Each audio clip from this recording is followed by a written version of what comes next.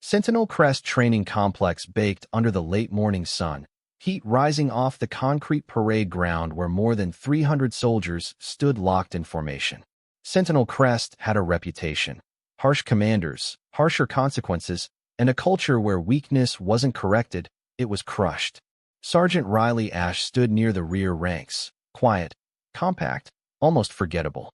Her uniform was immaculate, her posture steady, her breathing slow, so calm, she almost looked serene. Officially, she was nothing more than a logistics trainee coordinator. Someone meant to hand out clipboards, update rosters, and stay out of the way. Commander Voss Calder, former SEAL and self-appointed Hammer of the Week, stalked down the formation line. His shadow cut across soldiers like a blade. He thrived on fear. He fed on submission. When he reached Riley, he stopped. Not because she looked defiant, but because she didn't. Her stillness irritated him immediately. Calder stepped closer, sneering. "You hold yourself too proud for a clerk." Riley didn't blink, didn't tense, didn't apologize. She simply breathed, slow, controlled, centered. Calder saw defiance where there was only discipline. His voice snapped like a whip. "Answer me when I speak." She remained quiet. Something inside him cracked. In front of the entire brigade, Calder drove a hard kick into her thigh. The impact echoed across the parade ground. Gasps rippled through the formation. Riley absorbed the strike without stumbling. Calder's face reddened. He shoved her shoulder, hard, expecting her to fall. She didn't. She simply reset her stance with unnerving calm, feet grounded, eyes steady, posture balanced like someone who had taken far worse and lived. From the sidelines, a retired Green Beret instructor muttered under his breath. That wasn't a rookie bracing. That was someone trained to take hits. Calder had no idea how true that was. And he had just made the single worst mistake of his career. By sundown, Sentinel Crest buzzed with one story: the commander who kicked the fragile logistics girl. Rumors multiplied like wildfire in the barracks hallways. She froze. Didn't even defend herself. She's weak. No backbone. Commander Calder broke her in front of everyone. But the people spreading the rumors hadn't actually watched Riley afterward. If they had, they would have noticed the cracks in their narrative. During afternoon explosive familiarization drills, several recruits jumped when a simulated detonation fired. Riley didn't. She didn't even blink. Her body reacted like it had already calculated blast distance, fragmentation spread, and required cover. A reaction no clerk should possess. Later, during equipment inspections, she walked past a comms cart and paused. "Your relay's about to fail," she said softly. The tech sergeant scoffed, until the system died 30 seconds later. In movement drills, Riley finished every course too quickly. Faster than infantry recruits.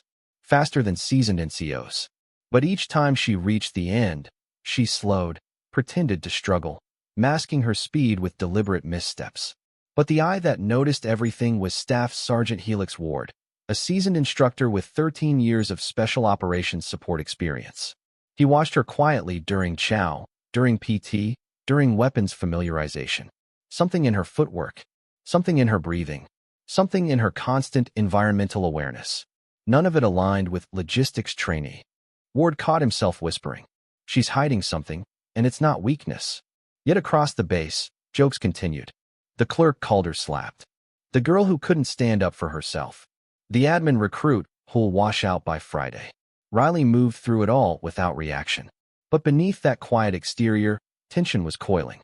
Because Sentinel Crest had no idea who it was misreading. And they were about to learn. The full-scale Sentinel Crest exercise had barely begun when the world inside the TOC went dark. Screens flickered. Radios died mid-sentence. GPS grids dissolved into static. Drone telemetry froze in midair like someone had pressed pause on the battlefield. A total blackout. Officers shouted over each other. "Where's our grid? Reboot the relay. We've lost satellite handshake. Someone fix it." No one could. The entire command center dissolved into panic.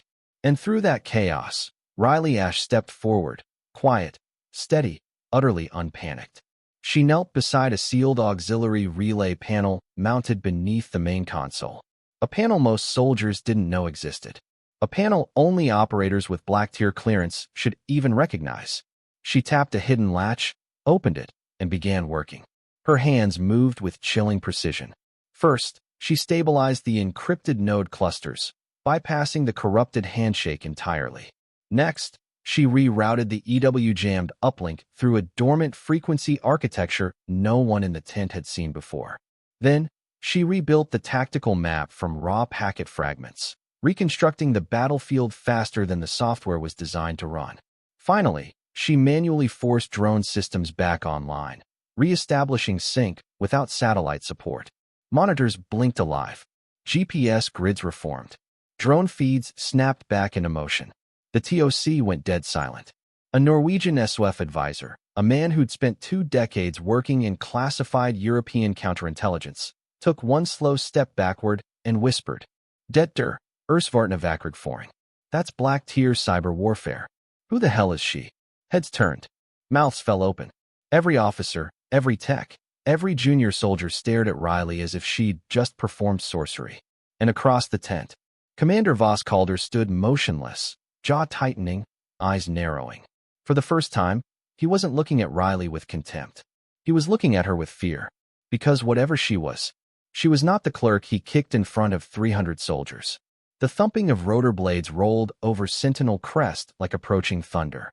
A helicopter descended onto the pad outside the TOC, kicking dust against the windows. Soldiers barely looked up, still stunned by Riley's impossible restoration of the entire battlefield network. But when Colonel Rafin Idris stepped through the TOC doors, everything shifted. Director of Shadow Operations. The man whose units technically didn't exist. A ghost handler for ghosts. He scanned the humming monitors, the newly restored grids, the stabilized drone feeds, the comm architecture rebuilt from nothing. Then his eyes found her. Riley Ash. He stopped walking, stopped breathing. The entire room felt it. Riley stood still, hands relaxed at her sides, expression unreadable. But Idris's gaze dropped to her left wrist, where her sleeve had slipped just enough to reveal ink nearly lost to time. A faded, half-erased tattoo. A jagged hourglass, symbol framed in broken black rings. Someone gasped. Someone else whispered, "No, that's impossible." Colonel Idris stepped closer, voice low, shaking with a mix of awe and grief. "Riley Ash, Widow 7. The room snapped into silence, so absolute the ventilation hum became deafening. He swallowed hard. "You survived the Inferno breach." A name no one spoke aloud. A mission whispered only in dark hallways and classified after-action rooms. A mission where Widow Cell, the Blackfile cyberstrike unit, was annihilated. All except one. Riley didn't flinch, didn't deny it, didn't even look surprised that he knew. Instead, she met his eyes with the calm of someone who had already lived through every worst-case scenario imaginable. Idris exhaled slowly. "We thought you were dead." Around them, every soldier, every advisor, every officer felt their world tilt. The weak clerk they mocked wasn't just highly trained. She was a ghost from a unit that officially never existed, and the only survivor of a mission no one else walked away from. Colonel Idris didn't shout. He didn't need to. "Attention." The word cracked through the TOC like a rifle report. Dozens of soldiers snapped upright. Keyboards stilled. Maps froze. Breaths caught. Then, before anyone could process why, Colonel Rafin Idris turned toward Riley Ash and saluted. A full salute. Held. Deep. Unmistakable. A salute rarely given to anyone outside a funeral or a legend. The room erupted in whispers. Why's he saluting her? Is this real? Widow unit? That can't be. Commander Calder hit her yesterday. Calder's face drained to chalk. Hands trembling. Pulse visible in his neck. Idris lowered his salute and addressed the entire TOC, voice carrying the weight of classified wars and forgotten heroes. "Effective immediately," he said, "Chief Warrant Officer Riley Ash, formerly of Widow Unit, is reinstated." Gasps rippled like shockwaves. "She is awarded Tier 0 clearance," Idris continued, "and will assume strategic oversight for all signal and survival operations across Sentinel Crest and affiliated detachments." Silence. Not respectful silence. Terrified silence. Every soldier now understood. The quiet woman they mocked was part of a unit whose missions never made it into reports, whose operators trained for scenarios so catastrophic the government pretended they never existed. Riley didn't look triumphant. She didn't even look proud. She simply stood there, steady, centered, resolute. as if reclaiming the identity she never wanted back. Calder swayed where he stood, one hand bracing against a table. The realization shattered him. He had publicly kicked and shoved a Tier 0 operator, a ghost whose clearance eclipsed his entire career. Idris stepped aside and spoke quietly, almost reverently. Sentinel Crest, your strongest operator was hiding in plain sight. And this time, no one dared look at Riley Ash the same way again. The briefing room was small, windowless, quiet. A stark contrast to the chaos Riley had just stabilized. Only a handful of NCOs sat inside, still pale from learning who she really was. Riley stood at the front, hands clasped, gaze steady but distant, as if she were seeing a battlefield none of them could. She finally spoke. During Inferno Breach, we lost comms at the worst possible moment. I had the override. I had the fix. But I hesitated. The NCO stiffened. Riley's jaw tightened, but her voice stayed steady. 2 seconds. That's all. 2 seconds of doubt. She looked down, breath shivering but controlled. And in those 2 seconds my entire team died. The words hit the room like a dropped weapon. I requested demotion. Requested anonymity. Requested anywhere I wouldn't be in charge of another life. Her eyes, usually unreadable, finally cracked open to something raw. I didn't disappear because I was weak, she said softly. I disappeared because I couldn't trust myself to lead. Not after what I caused. Across the hall, unseen through the doorframe, Commander Calder stood frozen. He had come to confront her. But the overheard truth punched the air out of his chest. He had slapped her, kicked her, mocked her, not knowing she was carrying the weight of an entire fallen unit. His expression collapsed into something he'd never felt before. Guilt, regret, and the realization he had broken someone already fighting to rebuild herself. Inside the room, Riley finished quietly. I didn't come here to shine. I came here to disappear. But the world, once again, refused to let her hide. The shift on base was almost physical. A heaviness lifting, replaced by quiet, uneasy respect.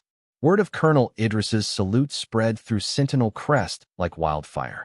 And the soldiers who once mocked Riley Ash began approaching her one by one, this time with their heads lowered. A young private, the same one who laughed the loudest after Calder slapped her, stood trembling. Ma'am, I'm sorry. I shouldn't have. Riley stopped him with a gentle hand. Respect isn't about strength, she said quietly. It's about responsibility. Carry yours well. The private nodded, swallowing hard, and walked away changed. Over the next days, soldiers sought her guidance constantly. Riley never raised her voice, never gloated, never reminded them of their mistakes. Instead, she sat beside them at terminals, calmly repairing cyber failures they couldn't diagnose. She corrected their map work with patience that bordered on kindness. She showed them how to breathe through panic during night navigation drills. She led by example, silent, steady, unshakable. Even Calder's most loyal followers, soldiers who once mirrored his arrogance, found themselves lining up outside her station, asking for techniques, advice, clarity. Riley treated each one with the same level tone.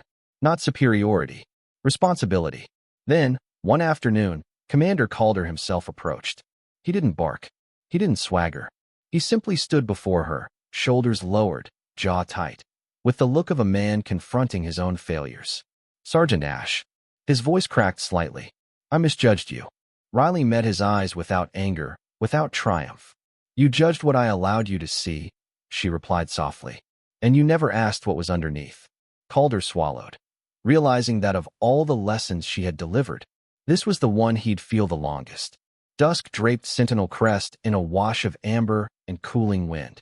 Riley Ash walked across the helipad alone, boots striking rhythmically against steel grates. A heartbeat she had hoped she would never hear again. Her encrypted device buzzed sharply at her wrist. She lifted it. Recall order, Widow Cell reactivated. Ash, R. Report 0430 hours. No explanation. There never was. Footsteps approached behind her. Colonel Rafin Idris emerged from the shadows, his coat tugged by the evening wind. The threat resurfaced, he said quietly. His gaze held both apology and necessity. We need Widow 7 back. For a moment, Riley didn't answer. She looked across the training yard. A senior soldier shoved a small, nervous trainee, mocking her stance, her quiet nature, her lack of confidence. Laughter rolled through the dirt field. The exact scene that once surrounded Riley. The exact blindness that had kept her buried. Riley paused, watching long enough to see the trainee straighten her posture, trying to hold dignity in front of the wolves. Riley exhaled softly. They have no idea, she whispered. Not about her. Not about what she had survived. Not about the things she had kept dormant. She turned toward the waiting helicopter. Rotors spun, wind whipping dust into spirals around her ankles. Idris gave a respectful nod, one operator to another. Riley boarded without ceremony, without hesitation now. As the aircraft lifted into the fading light, the narrator closes. Some legends don't walk among soldiers for praise. They walk quietly, until the world becomes dangerous enough to call them back. Fade out as the helicopter disappears into the rising night.